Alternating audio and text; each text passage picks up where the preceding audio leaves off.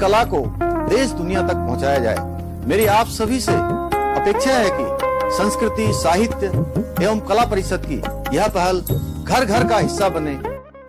यूं तो उत्तराखंड का खान पान और परंपरागत परिधान लोगों को काफी ज्यादा आकर्षित करते हैं। वहीं उत्तराखंड की संस्कृति और यहाँ की लोक कला भी एक अलग पहचान रखती है। इसके साथ ही यहाँ पर मांगलिक कार्यों में बहुत से ऐसे रिवाज हैं जिन्हें शामिल किया जाता है और इसी में से एक है मांगलिक कार्यों में उत्तराखंड की लोक कला एपण बनाने की परंपरा। जिस तरह पहाड़ की संस्कृति के रंग में हर कोई रंगना चाहता है, उसी तरह उत्तराखंड की पारंपरिक एपण कला की भी दुनिया दीवानी है। भाई त्योहार हो या घर में शादी समारोह, एपण कला इसमें चार चांद लगा देती है। स्मार्ट सिटी के तहत उत्तराखंड की लोक कला एपण से देहरादून की दीवारें, बोर्ड्स और कई टंकियां सजाई गई हैं। लाल और सफेद रंग से बने इन डिजाइन को उत्तराखंड के पर्वतीय इलाकों में चावल और कुमकुम से बनाया जाता था।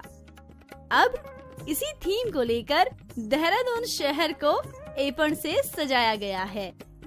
कुमाऊं क्षेत्र में एपण बनाई जाने वाली परंपरा अब देहरादून में भी दिखाई दे रही है और साथ ही दिख रही है उत्तराखंड की संस्कृति की झलक। दीवारों, टंकियों और बोर्ड्स पर एपण के डिजाइन बहुत सुंदर दिखते हैं और इस तरह उत्तराखंड की लोक कला एपण को लोगों तक पहुंचाया जा रहा है। एपण का मतलब होता है लेपना। इसका मतलब है कि उंगलियों की मदद से लाल मिट्टी और चावल के गीले आटे से लेपने यानी डिजाइन बनाने को ही एपण कहा जाता है।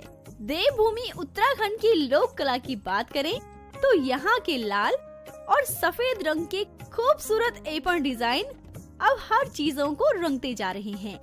पहले एपण घर की दहलीज और दीवारों पर बनाए जाते थे, लेकिन आज ये डिजाइन नेम प्लेटों, वॉल पेंटिंग्स, बर्तनों, कपड़ों, जेवरों आदि कई चीजों पर नजर आते हैं।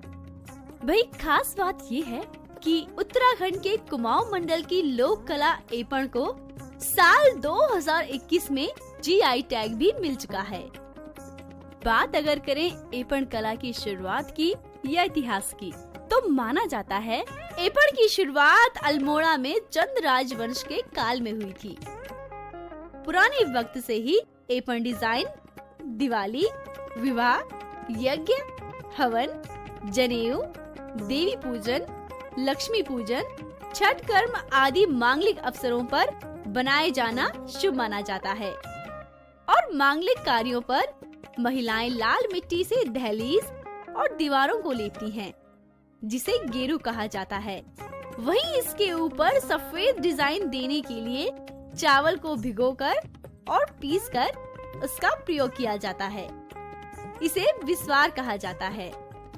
वैसे वक्त के साथ बदलाव भी आ रहा है। अब एपण बनाने के लिए रेड और व्हाइट ऑयल पेंट का इस्तेमाल किया जाने लगा है। कुमाऊं की एपण कला की अब देश विदेश में मांग हो रही है और बहुत सी महिलाएं ऐसी हैं जो एपण कला से जुड़ी हुई हैं। एपण कला सीखने से महिलाएं इसे अपना रोजगार का जरिया बना रही हैं और एपण कला की बारीकियां सीखकर हुनर को निखारने में लगी हैं। एपण एक तरह से भारतीय चित्रकला की विशेषता है। एपण कला के तहत चौकियों, पूजा की थाली, गमछे, जूट के बैग, फ्रेम आदि डिजाइन सिखाए जा रहे हैं और ये भी देखा जा रहा है कि एपण की बारीकियों को सीखने के लिए महिलाएं काफी उत्साहित हैं।